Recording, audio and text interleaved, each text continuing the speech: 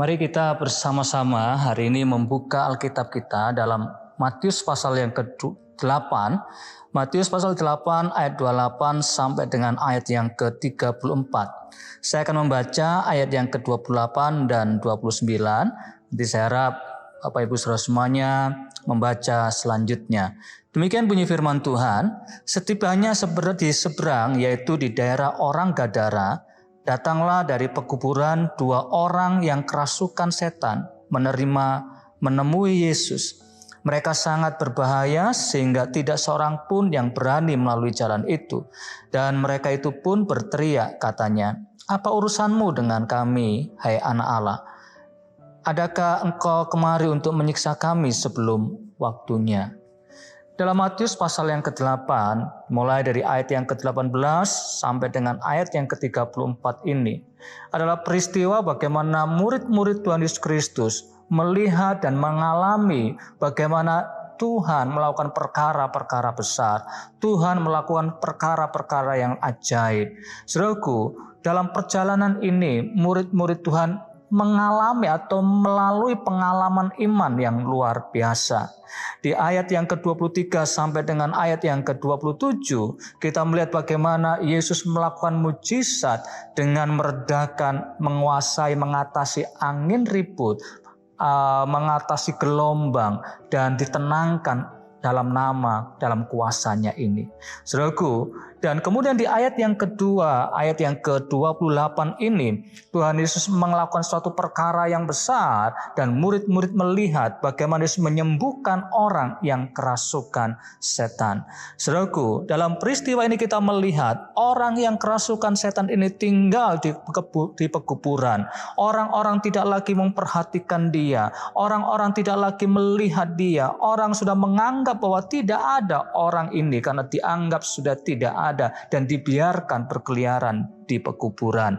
Saudaraku dikasih Tuhan, tetapi kasih Allah menjangkau mereka. Kasih Allah menjangkau orang-orang yang kelihatannya tidak layak menerimanya, tetapi Allah mengasihi mereka. Bukan hanya orang-orang tertentu, tapi semua kalangan layak menerima kasih Allah. Allah peduli kepada orang yang sudah tidak dianggap ini. Saudaraku dikasih Tuhan, ketika Yesus keluar menyeberang ke Gadara, maka kita melihat juga bahwa kasih Allah mengatasi segala bangsa. Dia tidak hanya memperhatikan orang Yahudi, tetapi dia memperhatikan orang-orang yang bukan golongan orang yang percaya kepada Allah. Saudaraku, Allah sangat mengasihi kita dan kasih itu untuk semua orang. Dan saudaraku, kemudian Yesus melakukan perkara yang ajaib. Orang yang kerasukan setan ini, orang yang terikat dengan kuasa si jahat ini,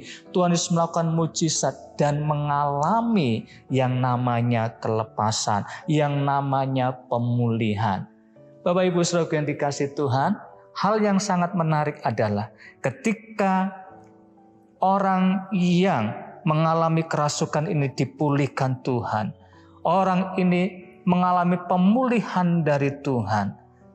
Kalau saudara baca di dalam Markus pasal yang ke-5 ayat 1 sampai dengan ayat yang ke-20, maka di sana diceritakan orang yang telah mengalami pemulihan ini pergi di daerah Dekapolis dan memberitakan tentang apa yang sudah dialaminya.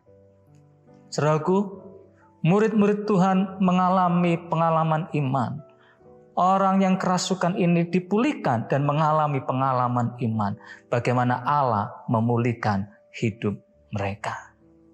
Dalam banyak perkara dalam kehidupan kita sehari-hari, Yesus mengasihi saudara.